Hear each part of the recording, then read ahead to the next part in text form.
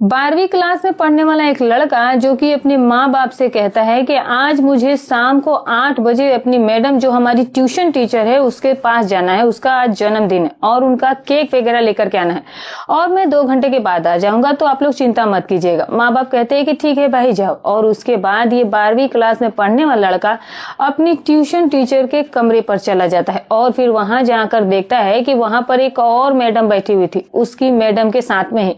और फिर वो दोनों कहती हैं कि जरा बेडरूम में चलो, और बेडरूम में ले जा करके कहती हैं, जो लड़का होता है वो कहता है कि मैडम क्या बात है, बेडरूम में क्या करना है। तो वो दोनों मैडमें कहती है कि यहाँ पर आज हमें तुम्हारी ताकत देखनी है कि तुम्हारे अंदर कितनी ताकत है। और फिर उसके बाद उस बेडरूम का दरवाजा बंद कर दिया जाता है और फिर उस बेडरूम के अंदर जो कुछ भी होता है दोस्तों वो बहुत ही विचित्र होता है।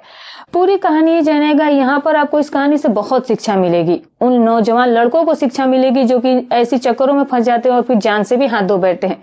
नमस्कार दोस्तों, स्वागत है आपका हमारे YouTube चैनल में। दोस्तों ये घटना जो है वो गुजरात के पास एक छोटे से कस्बे के अंदर घटित होती है, जहाँ पर एक रघुनाथ नाम का शख्स रहा करता था जो कि मेहनत मजदूरी किया करता है। और उसकी पत्नी की मौत तो पहले हो चुकी थी, लेकिन उसकी एक बेटी है इकलौती।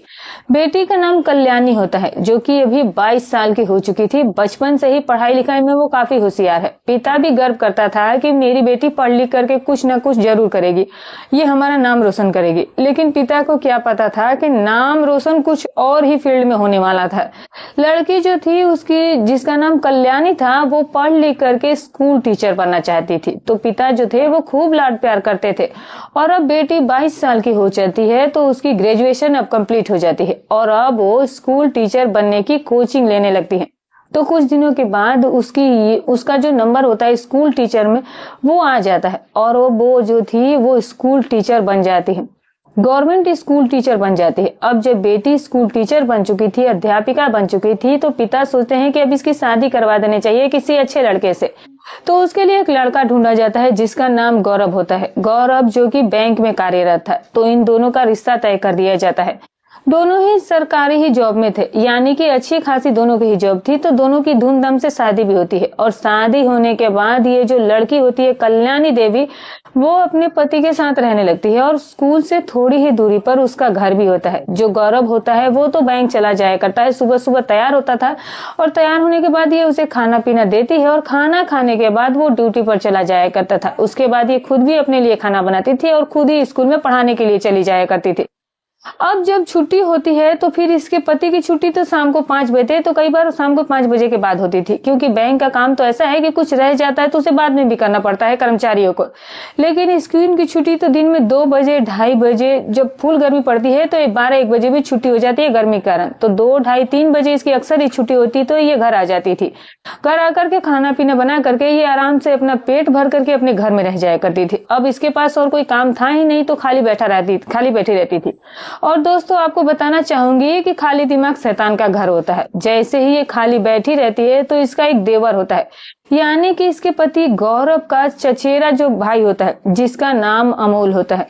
अब वो इसके घर पर आ जाया करता था कभी कभी, और कभी ये उससे मजाक भी करने लगती थी, क्योंकि इसे लगता था कि भाई क्यों ना देवर से कुछ मजे लिए जाए।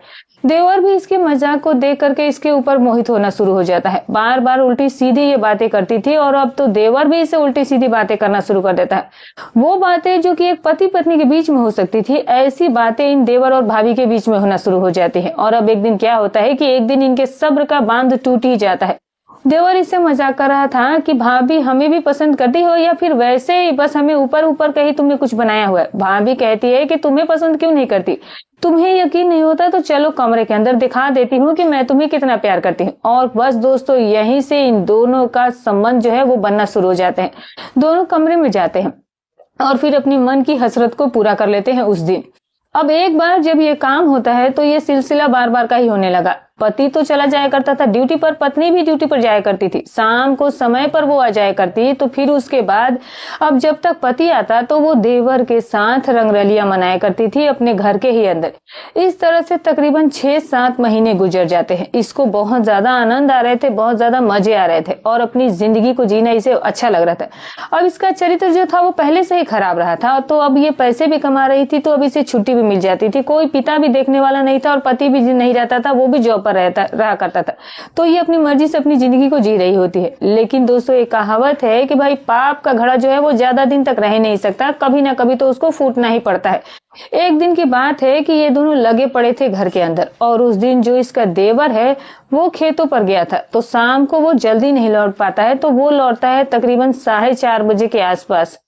4:30 बजे के आसपास आता है तो जो भाभी होती है, जिसका नाम जो है वो कल्याणी होता है, वो कहती है कि अरे आज तुम कहाँ रह गए थे। देवर कहता है कि मैं तो खेतों पर चला गया था, कुछ काम ही ऐसा था, पापा भी वहीं पर थे, तो मैं इसी वजह से आ नहीं सका, लेकिन अब आ गया हूँ। और अब यहाँ पर जो कल्याणी होती है वो कहती है कि अब तो तुम्हारे भैया की भी छुट्टी होने वाली होगी आधे घंटे के बाद। लेकिन देवर कहता है कि अरे थोड़ी ही देर का तो काम होता है भाभी जी, ऐसे तुम क्यों इतने डरती हो। और फिर दोस्तों फिर वही कर्म कांड में ये लग जाते हैं, और इनको याद नहीं रहता है, क्योंकि ये रोज के रोज 2-3 घंटे तक एक दूसरे के साथ ही लगे रहते थे। तो आज भी ये लगे हुए थे, जब ये मौज में थे, जब ये आनंदित हो रहे थे और एक दूसरे में ये खोए हुए थे, तभी इन्हें समय का थोड़ा सा भी ध्यान नहीं रह जाता। ये सोचते हैं शायद कि अभी तो 2 घंटे यहीं पर रहेंगे, लेकिन इतने में ही जो इस औरत का पति होता है, जो कल्याणी का पति गौरव होता है, वो अपनी ड्यूटी से घर के अंदर आ जाता है।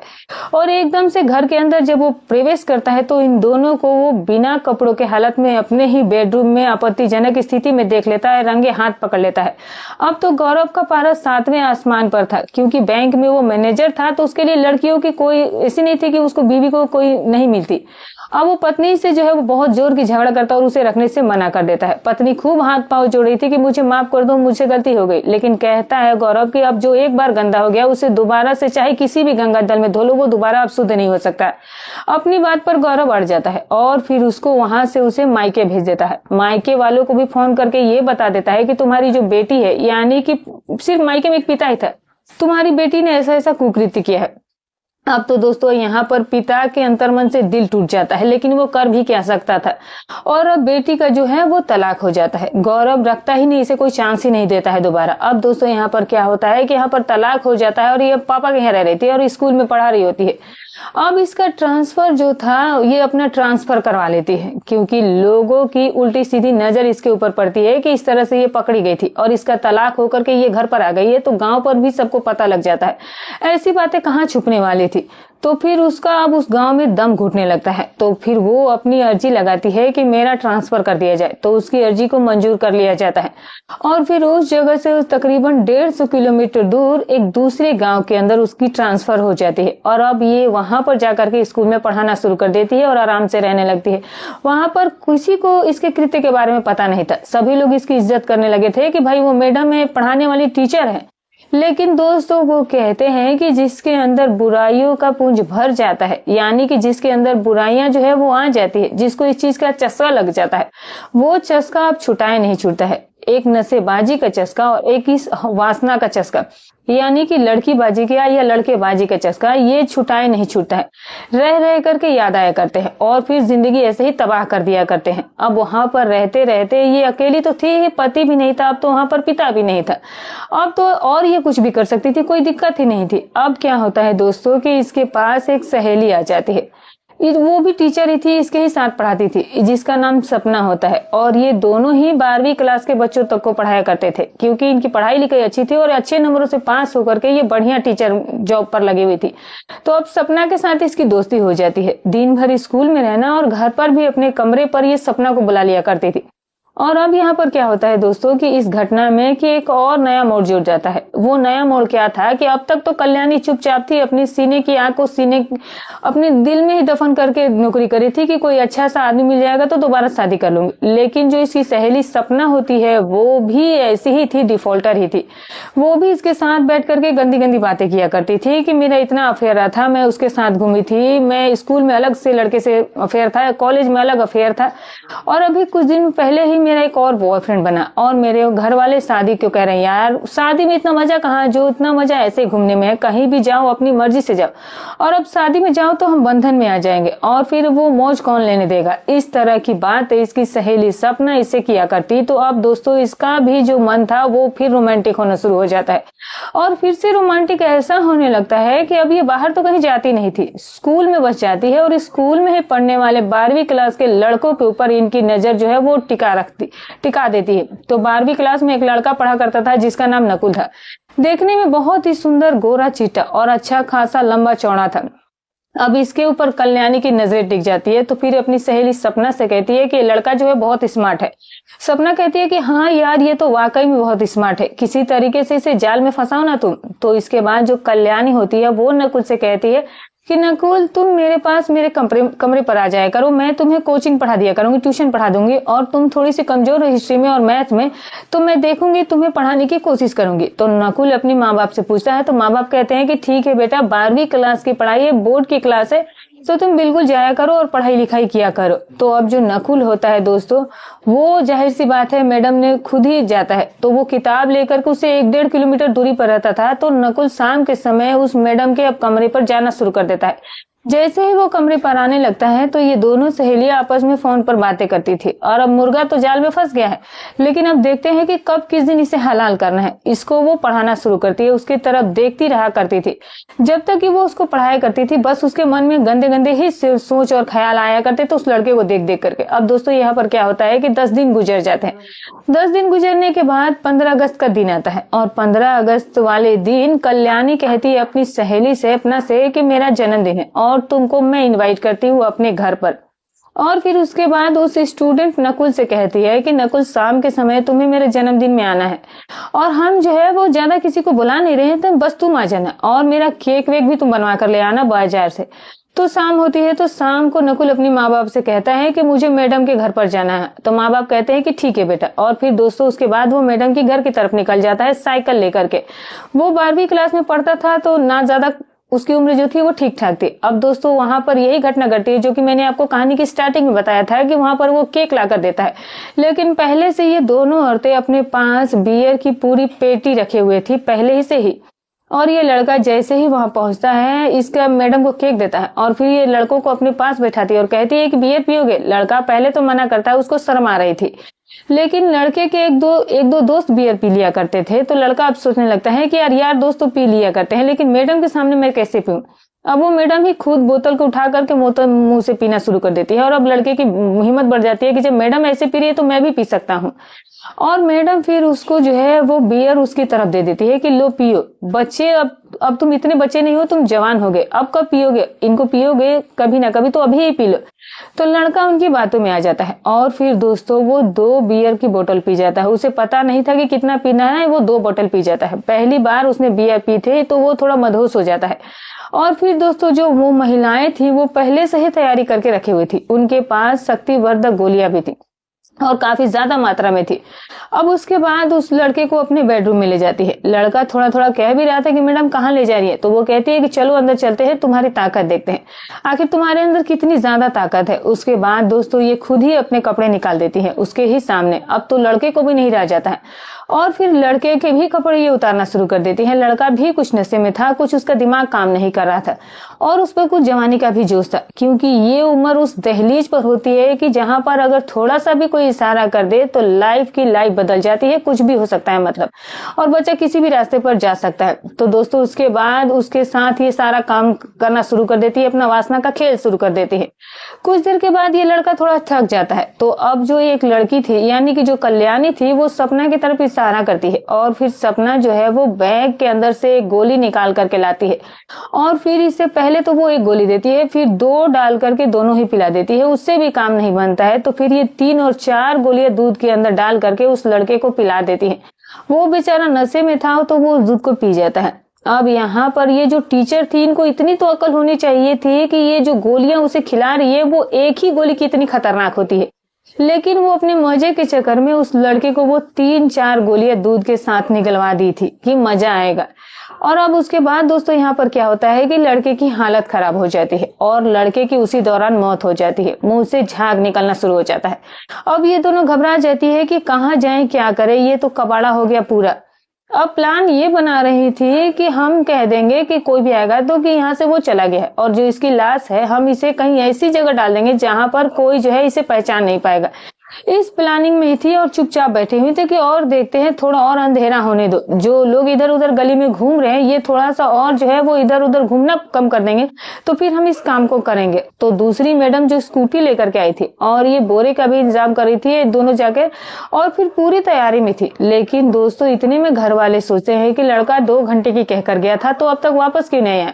उसके फोन पर फोन करते हैं तो वो फोन नहीं उठा रहा था, रिंग आ रहा था लेकिन लड़कियां फोन उठा नहीं रही थी। तो घर वाले जो है वो मैडम के ही घर पर पहुंचते हैं। मैडम के घर पर पहुंचते तो दोनों मैडम कमरे से बाहर निकालती है गेट पर, उनसे पूछती है कि हमारा बेटा आया था। तो वो कहती है कि वो तो कब का चला गया, वो यहाँ आया तो था लेकिन थोड़ी देर बाद वहां पर वापस चला गया।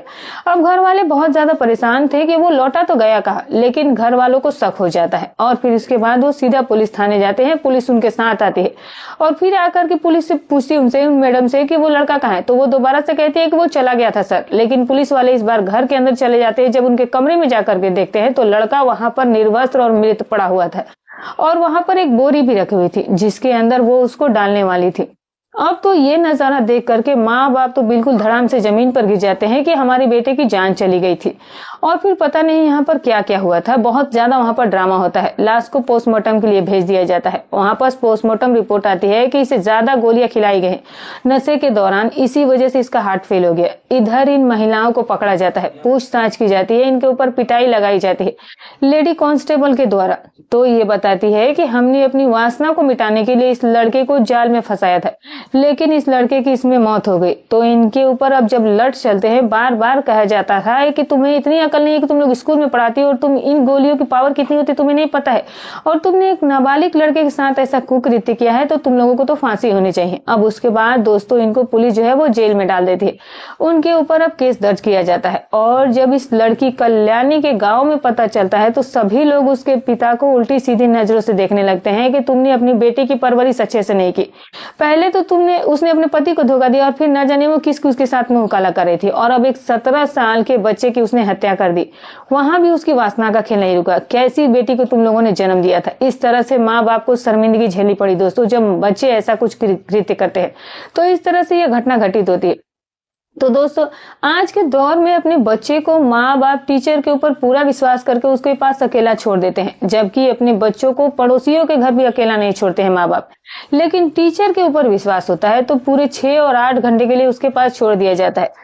तो उन टीचरों से भी हम गुजारिश करना चाहेंगे कि अपनी लिमिट और अपने दायरे में रहें। ऐसे कुकृत्य जब होंगे तो लोगों का टीचर के ऊपर से भी विश्वास उठ जाएगा। कभी भी किसी महिला टीचर के यहाँ पर अपने लड़के को ट्यूशन के लिए बिल्कुल भी ना भेजें, और किसी भी पुरुष जो है वो ट्यूशन टीचर के पास अपनी बेटी को भी अकेले ट्यूशन के लिए ना भेजे। इतना थोड़ा सा अगर आप बचाव कर लेंगे तो फिर मामला जो है वो 90% यहीं पर सही हो जाएगा। थोड़ा सा ध्यान रखने की माँ बाप को भी जरूरत है, क्योंकि अब दुनिया के अंदर न जाने कैसे कैसे लोग बन गए हैं, घूम रहे हैं, और वो शराफत का चोला पहन करके, शराफत का मुखौटा पहन करके किसके अंदर क्या चल रहा है किसी को कुछ पता नहीं चलता रहे। सावधान रहे, सतर्क रहे। तो दोस्तों हमारी कहानी सुनाने का उद्देश्य किसी की भावनाओं को ठेस पहुंचाना नहीं है, ना ही किसी के दिल को आहत करना है। बस केवल आपको सतर्क करना है, आपको जागरूक करना है। तो फिर मिलूंगी एक और नई रोचक अच्छी सच्ची कहानी के साथ। तब तक अपना और अपने परिवार का ख्याल रखें।